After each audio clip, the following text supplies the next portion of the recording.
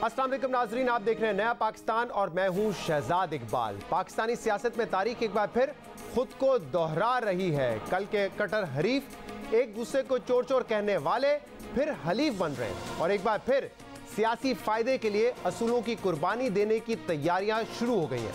Opposition की जानिब से हुकूमत के खिलाफ तहरीक अदम एतमाद लाने की कोशिशों के बाद नून लीग और जहांगीर खान तरीन में दूरियां कम और तलखियां खत्म हो रही हैं। हुकूमत के खिलाफ तहरीक अदम एतमाद को कामयाब बनाने के लिए नून लीग का अब सारा का सारा दारोमदार उस जहांगीर खान तरीन पर है जिस पर नून लीग कल तक खुद बंदे तोड़ने का इल्जाम लगाती थी और उन्हें चीनी चोर और इमरान खान की एटीएम करार देती थी। पिछले कुछ रोज से नून लीग और जहांगीर खान तरीन ग्रुप के दरमियान सियासी राब्तों की खबरें सामने आ रही हैं। सीनियर सहाफी अंसार अब्बासी ने कल अपनी खबर में अपोजिशन लीडर शहबाज शरीफ और जहांगीर तरीन की खुफिया मुलाकात का इंकशाफ किया, जिसकी अब तक दोनों तरफ से तरदीद नहीं आई है। जबकि आज द न्यूज़ में शाया अंसार अब्बासी ने अपनी खबर में दावा किया है कि अपोजिशन को जहांगीर तरीन ग्रुप की मुकम्मल हिमायत का यकीन है, लेकिन अपोजिशन अभी तक तहरीक अदम एतमाद लाने की टाइमिंग पर कंफ्यूज है। खबर के मुताबिक जहांगीर तरीन ग्रुप को 6 हुकूमती एमएनएस और 13 से 17 एमपीएस की हिमायत हासिल है, जबकि अपोजिशन का दावा है कि तरीन ग्रुप के ये अरकान न सिर्फ नून लीग से राब्ते में है बल्कि तहरीक अदम एतमाद पर अपोजिशन का साथ देने के लिए भी तैयार है। अपोजिशन और खासतौर पर नून लीग को उम्मीद है कि जहांगीर तरीन इनका साथ देंगे, मगर हुकूमत भी मुतमईन है कि जहांगीर तरीन पीटीआई को छोड़कर नहीं जाएंगे। कल वफाकी वजीर फवाद चौधरी ने हमारे प्रोग्राम में इस हवाले से क्या कहा, सुनिए। जितना मैं जहांगीर तरीन साहब को भी मैं बहुत ज़्यादा अच्छी तरह जानता हूँ, उन्होंने भी कच्ची गोलियां जो हैं वो नहीं खेली हुई कि वो शहबाज शरीफ के साथ मिलकर अभी जो है वो हुकूमत गिराने की कोशिश शुरू कर दें। उनके क्या स्टेक हैं शहबाज शरीफ के साथ? जब कल तक तो ये सारे कहते थे चीनी चोर और सारी जो मुहिम थी पीटीआई के ऊपर, वो तो जहांगीर तरीन साहब के ऊपर बेस करके चला रहे थे। आज किस शर्म मुंह से जो है अगर वो उन्हें मिलना चाहते हैं या उनसे मदद मांग रहे हैं तो किस मुंह से मांग रहे हैं? सो मेरा नहीं ख्याल कि कुछ भी ऐसा जो है होगा। फवाद चौधरी कॉन्फिडेंट हैं, पुरुमीद है कि जहांगीर तरीन हुकूमत को छोड़कर कहीं नहीं जाएंगे। अहम बात यह है कि काफ लीग और एमक्यूएम पहले ही वाजे कर चुकी है कि वो हुकूमत के साथ खड़े हैं, जिसके बाद अपोजिशन और खासतौर पर नून लीग का सारा इन्हिसार इस वक्त जहांगीर तरीन ग्रुप पर है। वही जहांगीर तरीन जो कल तक नून लीग के कट्टर हरीफ थे और अब लगता यह है कि तारीख एक बार फिर खुद को दोहरा रही है। एक बार फिर वही हो रहा है जो पाकिस्तानी सियासत में हमेशा होता आया है, यानी वक्ती सियासी मफादात के लिए फिर असूलों को पुसे पुश डालने का फैसला कर लिया गया है। एक बार फिर ये कोशिश हो रही है कि लोटों की मदद से जोड़ तोड़ की सियासत को कामयाब करके हुकूमत का धड़न तख्ता किया जाए। यानी जिस जहांगीर तरीन ग्रुप पर कल तक नून लीग ये इल्जाम लगाती थी कि जहांगीर तरीन ने इलेक्शन से पहले उनके लोगों को तोड़कर पीटीआई में शामिल करवाया है, अब उसी जहांगीर तरीन ग्रुप से पीटीआई हुकूमत गिराने के लिए मदद मांगी जा रही है। वही जहांगीर तरीन जिस पर नून लीग संगीन इल्जामात लगाती आई है। नून लीग जहांगीर तरीन को चीनी चोर, एटीएम मशीन और झूठा कहती थी।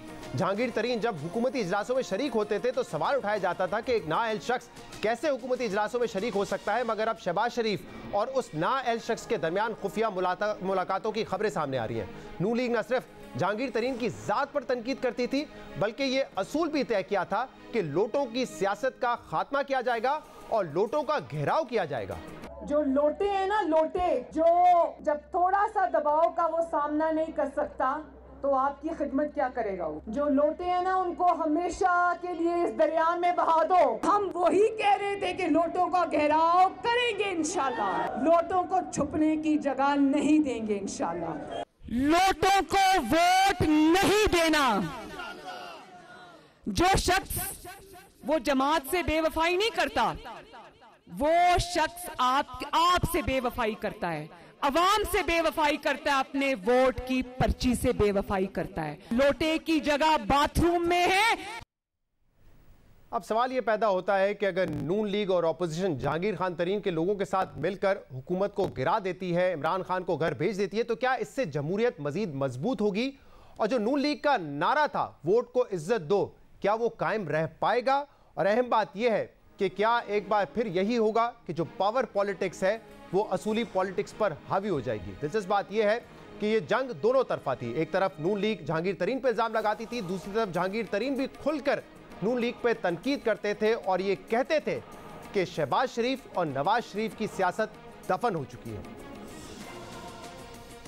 पहले नवाज शरीफ माइनस हुए हैं, फिर शहबाज शरीफ माइनस हुए हैं, अब मरियम के माइनस होने का टाइम आ गया। मैं ये क्लियर कर दूं कि रगड़ा इसलिए लग रहा है कि उन्होंने लूट मार की थी। मुल्क की मईशत के बेड़ा गर्क करने वाले जो हैं वो नून हैं, वो या उन्होंने काटना हमें पड़ गया है। नवाज शरीफ और शहबाज शरीफ की सियासत खत्म हो चुकी है, सियासत दफन हो चुकी है। नवाज शरीफ साहब के पास कोई मनी ट्रेल नहीं है, क्योंकि ये तमाम पैसा मनी लॉन्ड्रिंग से गया है।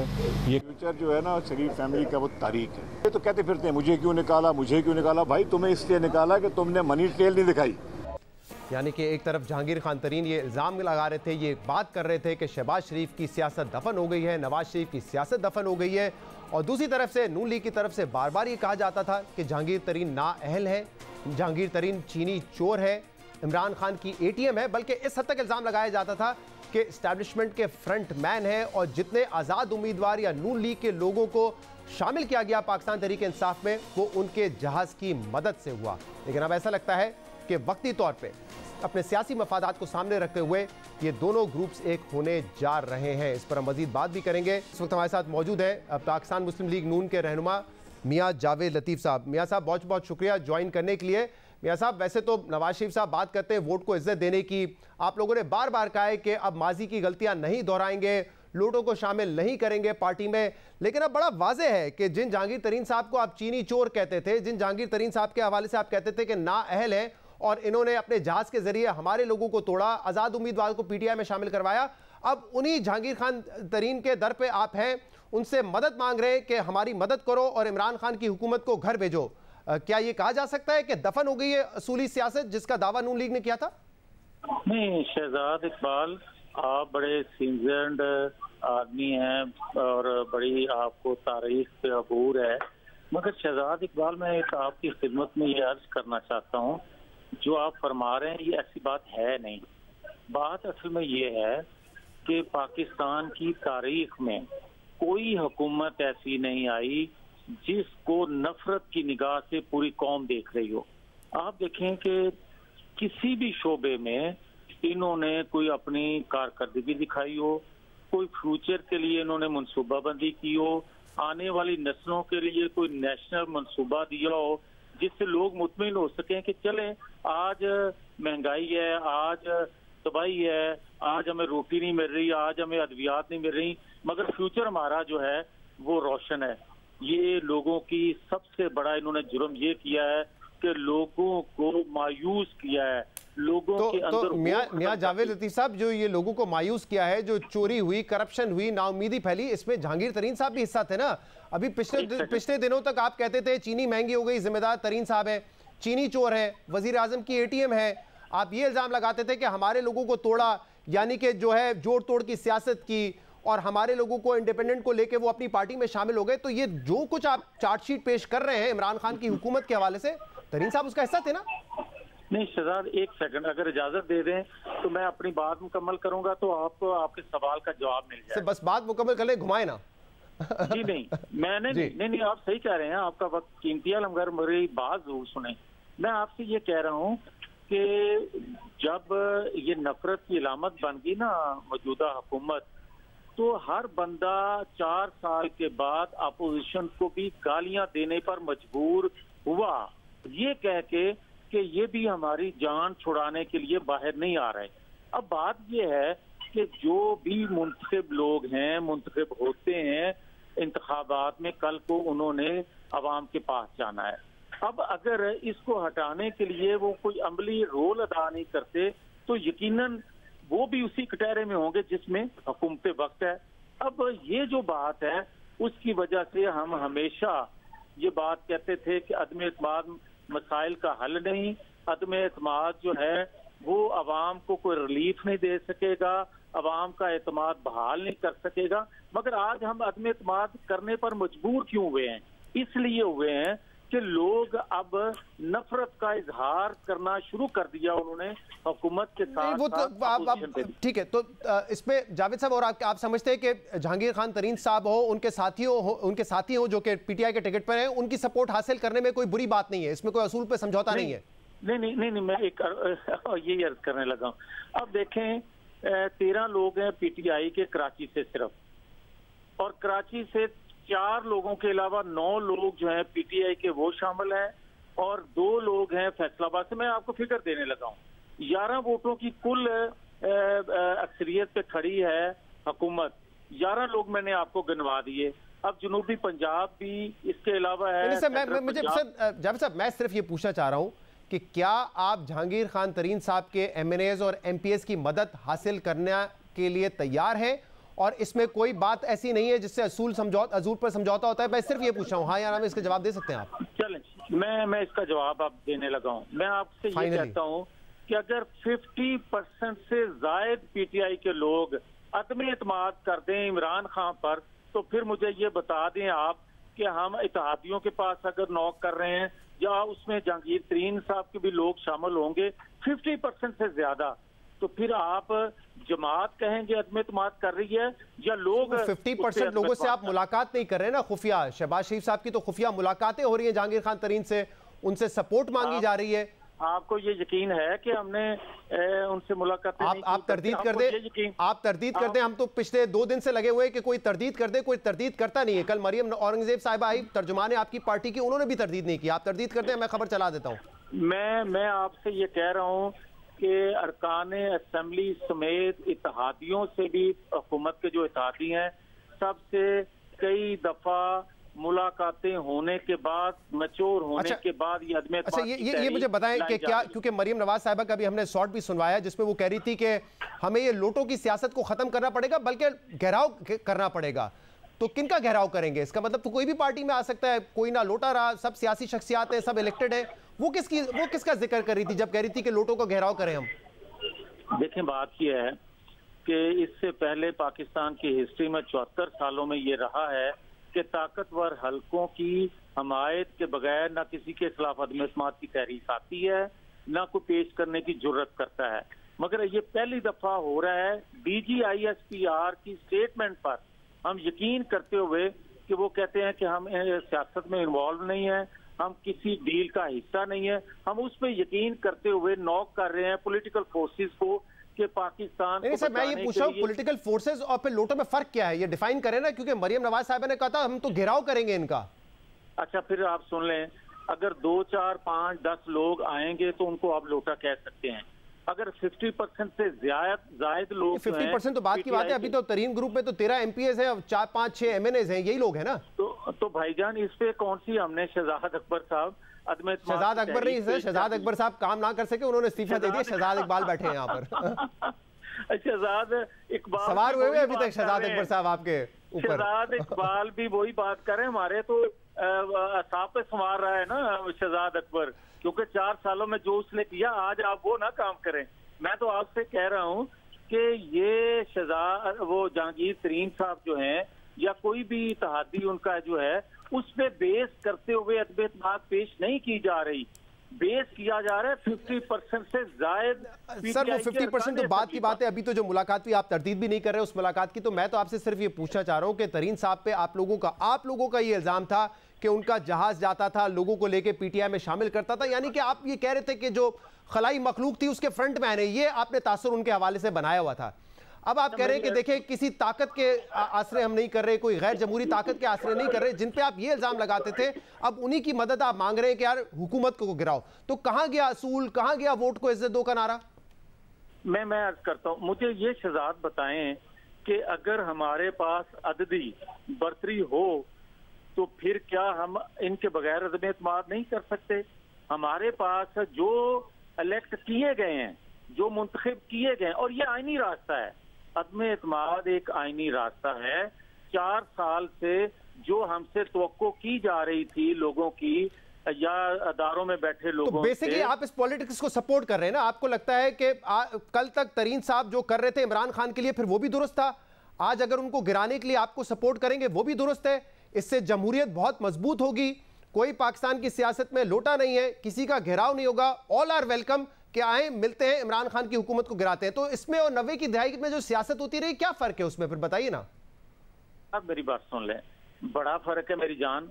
अगर आप इसको कहते हैं कि हम अदारों पर हमलावर हो जाएं, पीटीवी पर हमला कर लें, अगर हम प्राइम मिनिस्टर हाउस का घेराव कर लें, हम कहें कि गिरबान से पकड़ कर बाहर ले आएंगे प्राइम मिनिस्टर को, ये मुनासिब नहीं है। इस तरह फिर जत्थे जाएंगे। नहीं, वो तो बिल्कुल मुनासिब नहीं है, वो तरीका मैं रेकमेंड भी नहीं कर रहा हूं। मैं तो सिर्फ कह रहा हूं मियां नवाज शरीफ कायद है, उनकी साहबजादी है, पार्टी में एक असर रखती है, मरियम नवाज साहिबा, वो कह रही थी कि हम इन तरह के लोटों को शामिल नहीं करेंगे। अब आप करने जा रहे हैं ना, और कोई जस्टिफिकेशन नहीं है इसकी।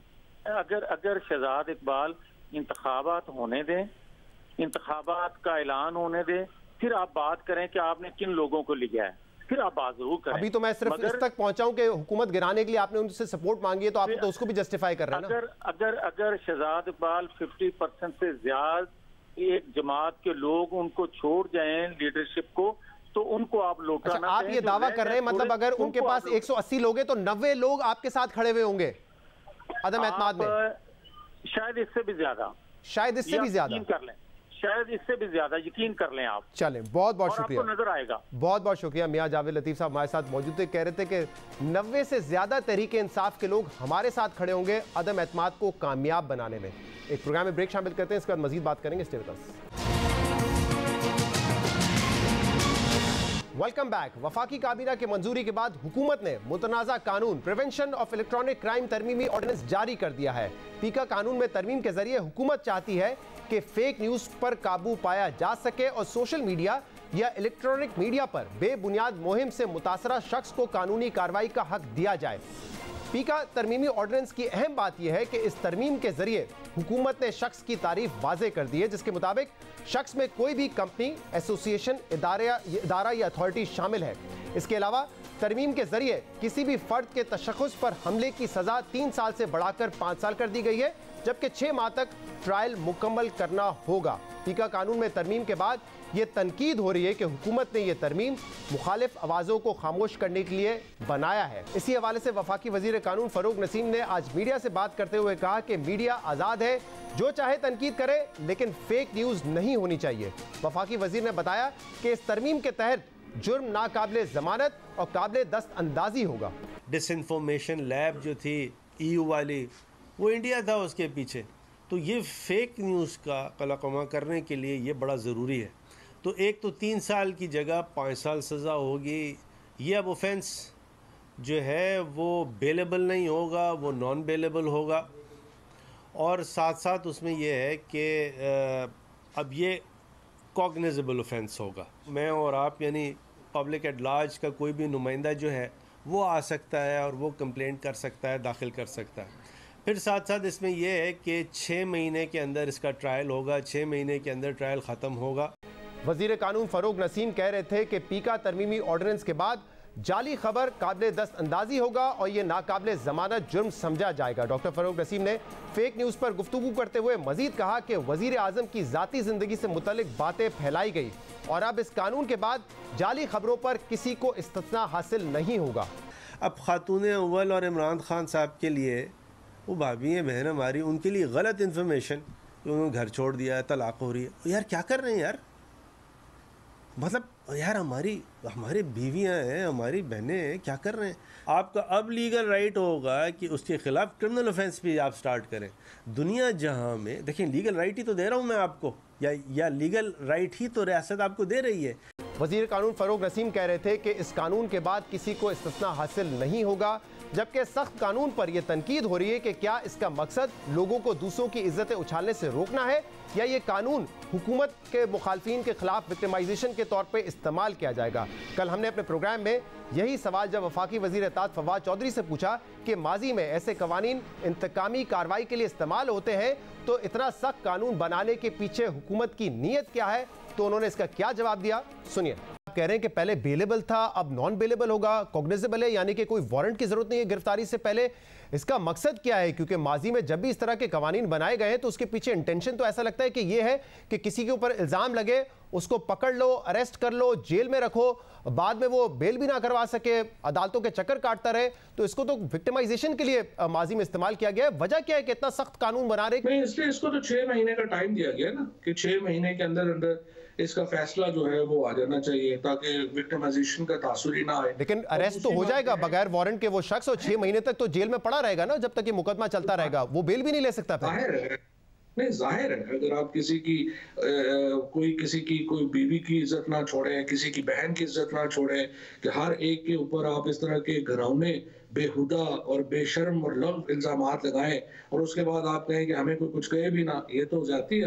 हुकूमत ने पीका के कानून में सख्त तरामीम की हैं, जिसकी वजह से सहाफ़ी, सियासतदान, डिजिटल राइट्स और ह्यूमन राइट ग्रुप्स समेत मुख्तलिफ हल्के इसकी मुखालफत कर रहे हैं। नून लीग की रहनुमा मरियम नवाज ने आज इस कानून पर तनकीद करते हुए ट्वीट किया है और उसमें कहा है कि हुकूमत जो भी कवानीन बना रही है, कहने को तो वो मीडिया और ऑपोजिशन की आवाज़ बंद करने के लिए है, मगर ये कवानीन इमरान खान एंड कंपनी के खिलाफ इस्तेमाल होने वाले हैं, फिर ना कहना बताया नहीं। इसी तरह human rights commission of Pakistan ने पीका कानून में तरमीम को गैर जमहूरी करार देते हुए कहा है कि इस कानून साजी के जरिए हुकूमत और रियासती इदारों की नाक़दीन की ज़बान बंद की जाएगी।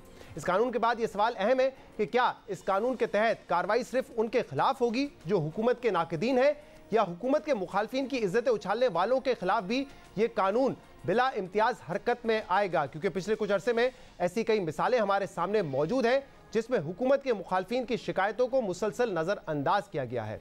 अहम बात यह है कि आज हुकूमती वुज़रा इस कानून का दिफा कर रहे हैं, मगर माजी में इमरान खान सोशल मीडिया पर पाबंदी के खिलाफ क्या बयान देते रहे हैं, सुनिए। सोशल मीडिया को कोई नहीं रोक सकता।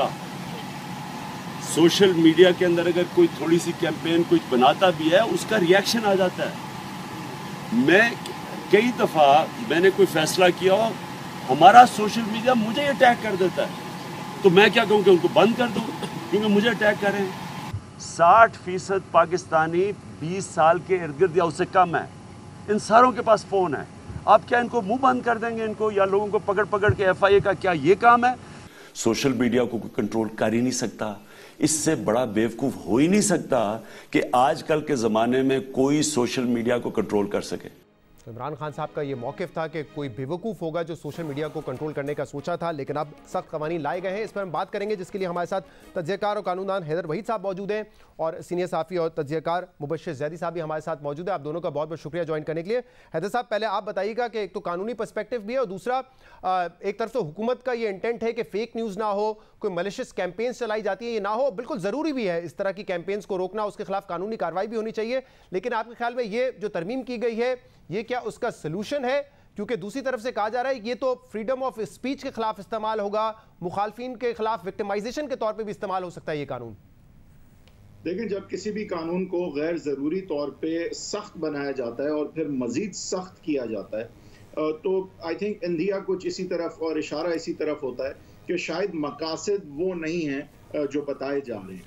और ज़ाहिर है दिलों का हाल तो हम नहीं जानते, लेकिन हम ये जानते हैं, अपनी तारीख़ भी हम जानते हैं और इस वक्त की पॉलिटिकल सूरत हाल भी हम जानते हैं। फ़रूक नसीम साहब ने बात तो वज़ीर आज़म की अहलिया की और मेरे ख्याल से वो तो इसमें कोई शक नहीं है कि उसके हवाले से उस तरह की चीज़ें जो पर्सनल चीज़ें हैं, प्राइवेट चीज़ें हैं, उन पे अगर कोई बात करता है, गलत खबर फैलाता है, तो बेशक के वहाँ कार्रवाई होनी चाहिए।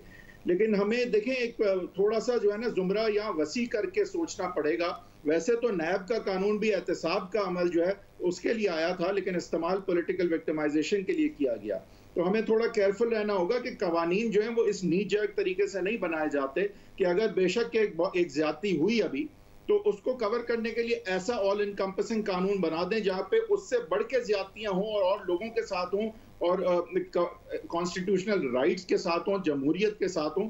तो ये गैर ज़रूरी तौर पर जब आप कानून को सख्त करते हैं तो उसके पीछे नियत जो है उस पर ज़रूर शक किया जाता है। ख़ास करके हमारी सियासत में जब हमने देखा कि कवानीन के ज़रिए से ही जमहूरियत का गला घोटा जाता है, तो लिहाजा मैं तशवीश की निगाह से इस गैर ज़रूरी सख्ती को देखूंगा। बेशक के ये कार्रवाई ज़रूर होनी चाहिए ऐसे शख्स के खिलाफ जो कि डिसइंफॉर्मेशन या फॉल्स न्यूज़ फैलाए, लेकिन अगर आप कवानीन को गैर ज़रूरी तौर पर सख्त करके उनका पैमाना वसी कर देंगे तो फिर आपकी नीयत शायद सिर्फ डिसइंफॉर्मेशन को रोकना नहीं बल्कि तनकीद का गला घोटना भी हो सकती है। ज़ैदी साहब, एक एग्जांपल मैं दे दूं आपको आखिर में। जी हैदर साहब,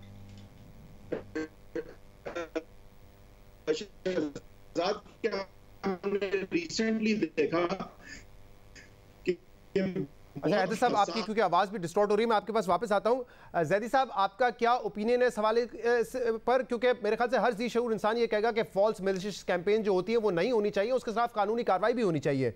बट यहाँ पर क्योंकि जैसे हैदर साहब ने कहा कि नीयतों का हाल तो हम नहीं बता सकते, लेकिन एक अगर आप देखें हालिया दिनों में क्या हुआ है, मोहसिन बेग साहब क्योंकि गवर्नमेंट के नाकिद थे, उन्होंने बात की, उनके खिलाफ FIA ने फ़ौरन कार्रवाई की। इसके अलावा कई ऐसी डिटेल्स हैं, शिकायत हैं ख़वातीन जर्नलिस्ट ने की कि उनको हरासा किया जाता है। वहाँ पे हम देखते हैं कि कानून उस तरीके से हरकत में नहीं आता।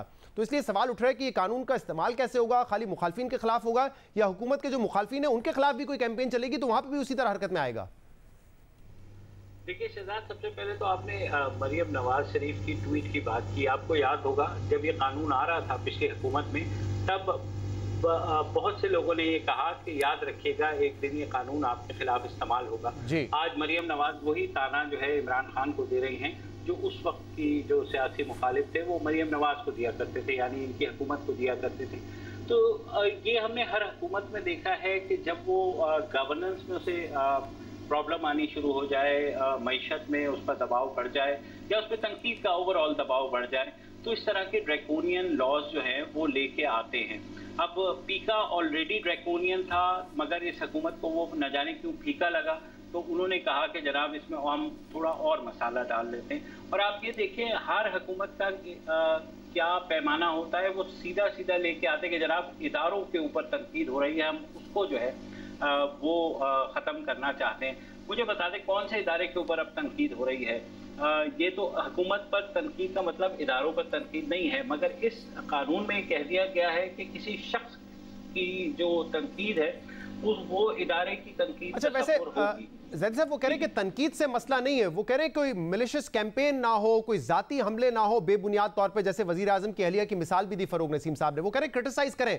अब ये कैसे पता चलेगा जब कोई कंप्लेन जाएगी FIA के पास और उन्होंने छापा मारना है, रेड करना है, अरेस्ट करना है, तो वो कैसे इसको डिटरमिन करेंगे कि क्या सिर्फ तनकीद है और क्या कोई मिलिशियस कैंपेन है? उनकी स्वादीद होगी ना ये। तो फिर यही मैं कह रहा हूँ ना कि आप खुद ही जज बन रहे हैं, आप खुद ही हुकूमत बन रहे हैं और आप खुद ही सजा देने मतलब मुंसिफ भी बन रहे हैं, पुलिस भी बन रहे हैं, और आप जो जिसके खिलाफ भी कार्रवाई होगी उससे दिफा का हक भी छीन रहे हैं।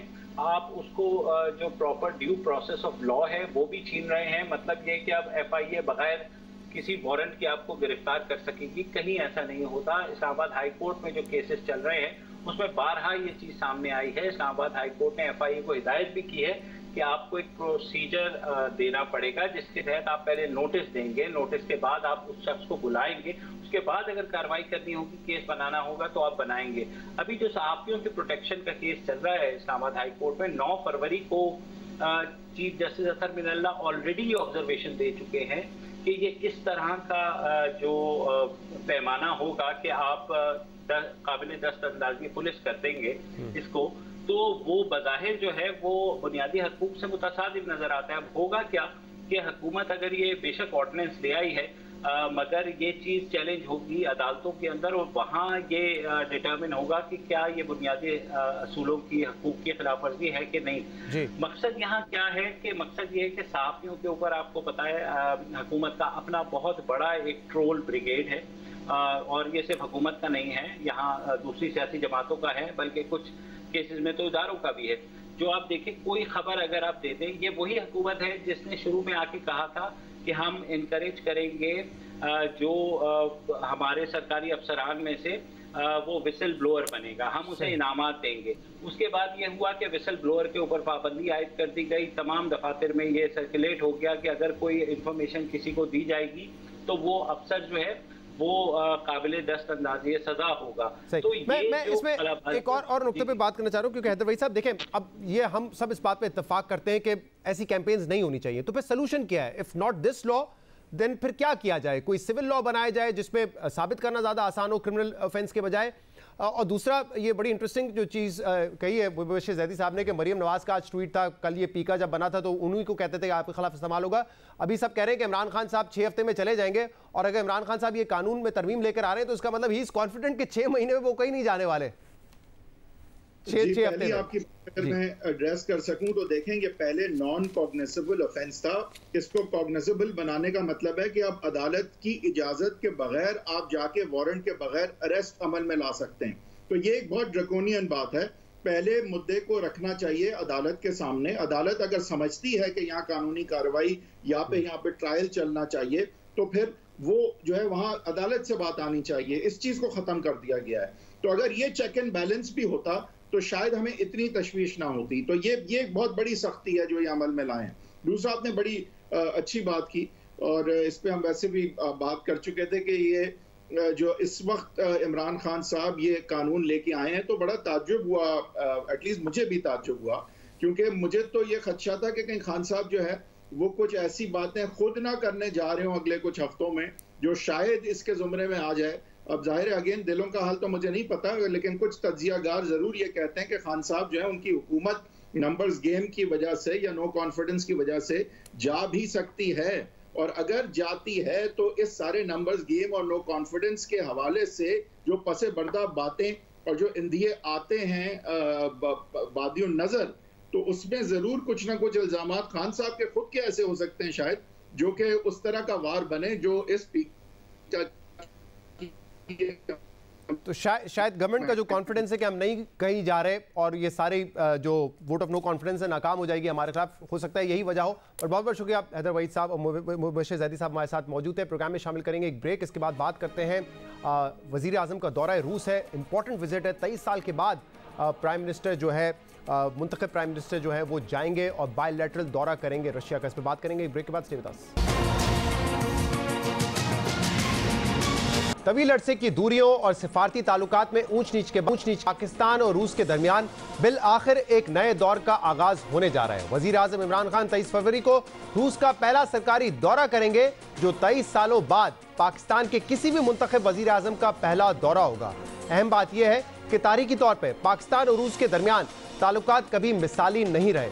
1971 की जंग में सोवियत यूनियन की भारत को सपोर्ट ने पाक रूस ताल्लुकात को शदीद धचका पहुंचाया, जबकि सर्द जंग के दौरान दोनों मुमालिक कई बार बराह रास्त जंग के करीब आए। मगर अब वजीर आजम का यह दौरा उस वक्त हो रहा है जब पाकिस्तान और अमेरिका के ताल्लुकात में सर्द मोरी वाज़ेह है और यूक्रेन के मसले पर अमेरिका समेत तमाम यूरोपीय मुमालिक रूस के सामने खड़े हैं। इसीलिए यह सवाल अहम है कि वजीर आजम इमरान खान के दौरे रूस के पाक अमेरिका ताल्लुकात पर क्या असरात होंगे और इस दौरे के बाद पाकिस्तान और रूस के दरमियान दो तरफा तिजारत समेत दीगर ताल्लुकात में कितनी बेहतरी आएगी। जुमे को हफ्तावार ब्रीफिंग में वजारत खारजा के तर्जुमान आसिम इफ्तिखार ने सहाफियों को बताया कि वजीर आजम इमरान खान का यह दौरा रूसी सदर व्लादिमीर पुतिन की दावत पर कर रहे हैं, मगर उन्होंने दौरे की मजीद तफसीलात बताने से गुरेज किया। वजीर आजम इमरान खान से पहले साबिक वजीर आजम नवाज शरीफ मार्च 1999 में रूस का सरकारी दौरा करने वाले आखिरी वजीर आजम थे।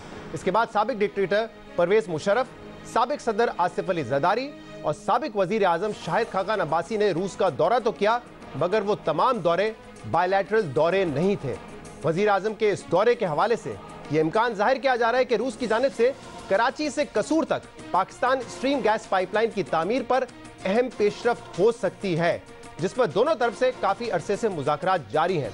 इसके अलावा अफगानिस्तान की हालिया सूरत हाल और दहशतगर्दी के मसले पर भी तफसीली बातचीत होने का इम्कान है। वजीर आजम इमरान खान के इस दौरे को तारीखी दौरा करार दिया जा रहा है क्योंकि रूस और पाकिस्तान के दरमियान ताल्लुकात कई दिहाइयों से कशीदा या मुसलसल ऊंच नीच का शिकार रहे हैं और ये दौरा ताल्लुकात को नए सिरे से शुरू करने के लिए गेम चेंजर साबित हो सकता है।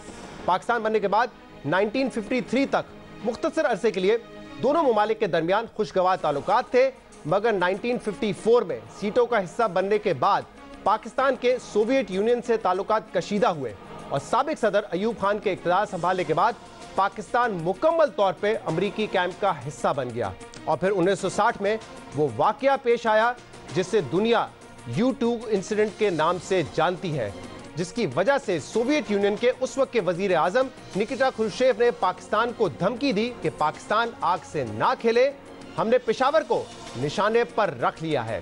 इस कशीदगी के बाद कई सालों तक हालात खराब रहे, मगर अप्रैल 1965 में सदर अयूब के दौरे सोवियत यूनियन और 1968 में सोवियत यूनियन वजीर आजम के दौरे पाकिस्तान के बाद ताल्लुकात में बेहतरी की उम्मीदें पैदा हुई।